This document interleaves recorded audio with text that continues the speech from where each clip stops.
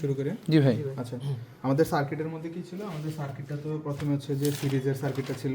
সিরিজের সার্কিটের মধ্যে কি ছিল? এখানে হচ্ছে যে জাস্ট দুইটা সিরিজে ছিল, তার সাথে হচ্ছে যে এমিটার ছিল আর এখানে ব্যাটারি ছিল। তো আমরা একটু আগে যে কাজটা করতেছিলাম যে আমরা এখান থেকে সোর্সটা নিয়ে পরে এখান থেকে দিতেছিলাম। কারণ এই ব্রেডবোর্ডের সমস্যা হচ্ছে, এই ব্রেডবোর্ডের এটা কাজই করতেছে না আর কি। আমি পরে রিডিং নিয়ে দেখলাম যে এই মাথা কাজ করতেছে, এই মাথা কাজ করতেছে না। আমি তো সোর্সের এখান থেকে দিছিলাম, যার কারণে সার্কিটের মধ্যে কারেন্ট আসতেছিল না, তখন এটা অটো মান দেখাচ্ছিল আর কি। তো আমি এবার কি করছি, আমি হচ্ছে যে ডিরেক্ট এমিটারের পজিটিভ প্রান্ত যেটা আছে ডিরেক্টই দিয়ে দিছি, এবার একদম সোর্সের মধ্যে ডিরেক্ট দিয়ে দিছি আর বা ইয়ে করিনি। তারপরে তাহলে এমিটারের পজিটিভ প্রান্ত এটা, তাহলে এটা এখন আমাদের ব্যাটারি হিসাবে কাউন্ট হইতেছে। তাহলে ব্যাটারির পজিটিভ প্রান্তের সাথে এমিটারের পজিটিভ প্রান্ত ডিরেক্ট লাগাইলাম। দেন এমিটার গেল এখানে, যাওয়ার পরে এমিটারের নেগেটিভ প্রান্ত আসলো কার সাথে? প্রথম রোধের এক প্রান্তের মধ্যে। তাহলে প্রথম রোধের এক প্রান্তের মধ্যে লাগছে। ওকে, তাহলে তারপরে কি হয়েছে? রোধরা দিলাম, তারপরে সেকেন্ড রোধরা দিলাম সিরিজে। তার সাথে আবার রেজিস্টার যেটা চেঞ্জ হবে এটাও তো সিরিজেই থাকবে, তাহলে এটাও সিরিজে দিলাম। ওকে, আর সেকেন্ড প্রান্তটা কি হলো? ওই প্রান্ত থেকে গ্রাউন্ডে দিয়ে দিলাম। সার্কিট তো সিম্পল।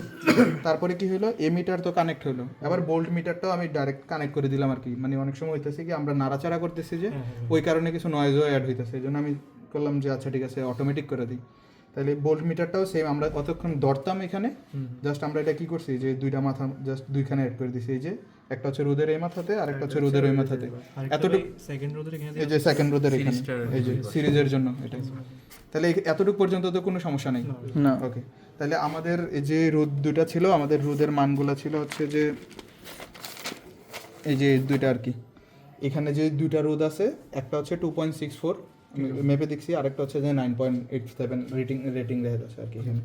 তাহলে এখানে আমি প্রথমে একটা রোদ নিলাম, নিয়ে আমি যদি এখানে রিডিংটা নিই, আমি এখানে সর্বপ্রথমে দেখবো যে এখানে কত আসছে 0.446 আর ভোল্টেজ কত আসতেছে 6 হচ্ছে যে 7। তাহলে আমি যদি এটা একটু ক্যালকুলেট করি তাহলে দেখো কত। আচ্ছা, একটা ঘড়ি বের করি, ঘড়ি করে করি। একটু আলো আসতেছে।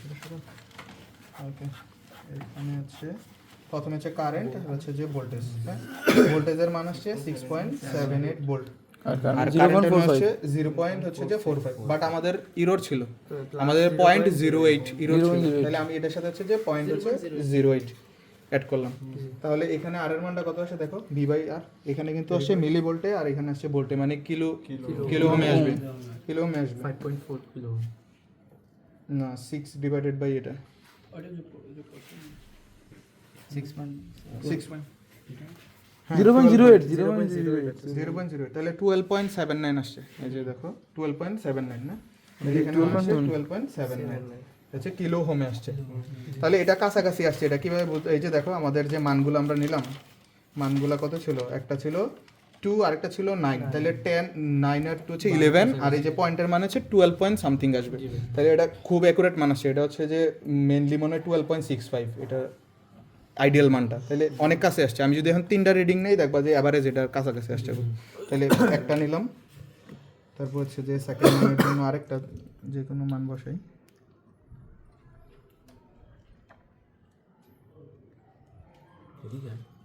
ওকে, তাহলে আবার দেই। এখানে দেখো এটা 0-তে আছে, বাট হচ্ছে এটা 0.8 আছে। তাহলে আবার সেম, আবার যদি দেই তখন এখানে কত আসছে? এটা মনে হয় সেম রোদের মান সেম। ওকে, তাহলে আমি আরেকটা রোদ নিই।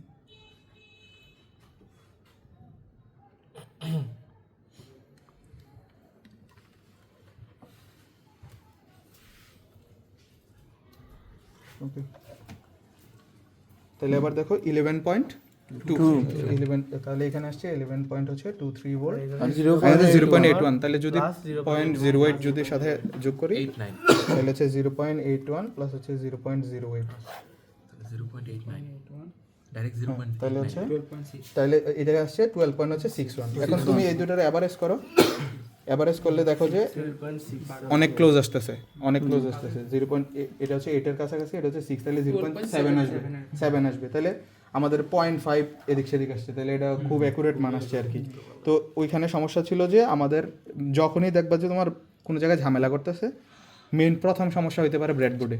আমাদের ব্রেডবোর্ডে সমস্যা ছিল, আমাদের এই মাথার সাথে এই মাথার জয়েন্ট নাই, মানে নর্মালি জয়েন্ট থাকার কথা কিন্তু এখানে কাজ করতেছে না, যার কারণে আমরা যখন তখন দিয়েছিলাম তখন এই জন্য এটা কাজ করতেছিল না আর কি। তো এটা গেল আমাদের হচ্ছে যে সিরিজে তো এখন আর কোনো সমস্যা নেই, রিডিংটা দেখা দিলাম। ব্রেডবোর্ড কি আমরা কিনে নিব পার্সোনালি? ব্রেডবোর্ড কি দরকার? এখানে দেখে নিবা আর কি যে কোনগুলো, বিশেষ করে মাঝখানেরগুলো ইউজ করার চেষ্টা করবো আর কি, তাইলে সাইডগুলো ইউজ না করলে হয়তো বেটার, অনেক সময় কি ভাঙা যায় আর কি। আচ্ছা তাহলে সিরিজেরটা তাইলে এটা গেল, তাহলে আমি একটু প্যারালালেরটা দেখাই দিই। প্যারালালেরটা ওইখানে সেম, আমি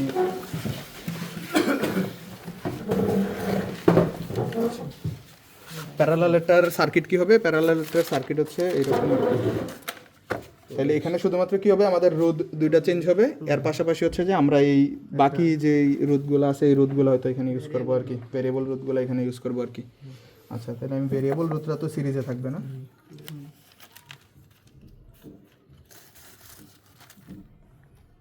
আমি একটু সার্কিটটা বলি। এখানে দেখো সার্কিটের মধ্যে এখানে মানগুলো ছিল 10.2 ওহম, 10.4 বা 10.2 এরকম টাইপের আসতেছিল, আর আরেকটা হচ্ছে 47 ওহম দোনোটা।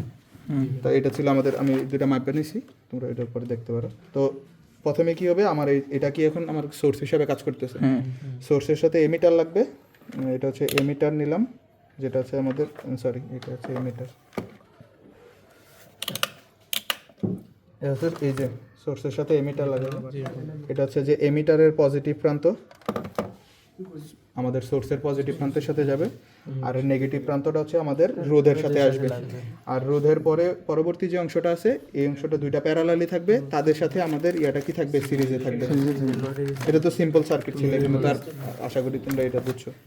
তো তারপরে কি হবে, নেগেটিভ প্রান্ত থেকে আমার এখানে গ্রাউন্ডে গেছে, এতটুকু ঠিক আছে। আচ্ছা তাহলে এখানে সবার প্রথমে আমরা রিডিংটা দেখি। তাহলে এটা হচ্ছে আমাদের ধরো ভোল্ট মিটার, ভোল্ট মিটারের জন্য এটাও আমরা অটো করে দিই, বারবার ধরা না লাগে।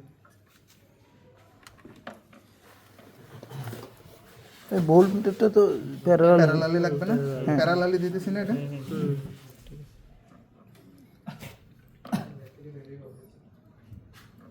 এই যে প্যারালালি হয়েছে না, জি, এই যে দুই মাথা দিছি, দুই মাথার সাথে রোদের দুই মাথার সাথে প্যারালালি তো হয়েছে, ঠিক আছে তো, কনফিউশন নাই তো কারো?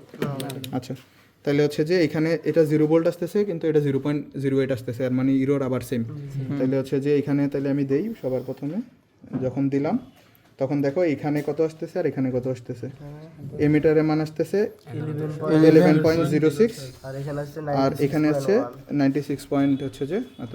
তাহলে দেখো মানটা কত হয়, এটার সাথে 0.08 যোগ করবো আর কি, 96 কোন কত হবে? 3 হয়ে গেছে, 11 পয়েন্ট কত জানো?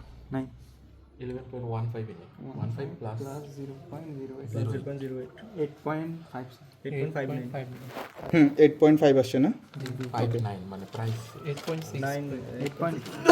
এই যে আমাদের রোধের মানটা আছে 8.02, আমি এটা কাউন্ট করে দেখছিলাম, 8.24 হচ্ছে আমাদের ক্যালকুলেট ভ্যালু, তাহলে এটার খুব কাছে আসছে, তাহলে এটা হচ্ছে যে একটা ফার্স্ট ভ্যালু। ওকে আমরা চেঞ্জ করে আরেকটা, ওকে এটা চেঞ্জ করলাম, তাহলে আরেকটা দিই।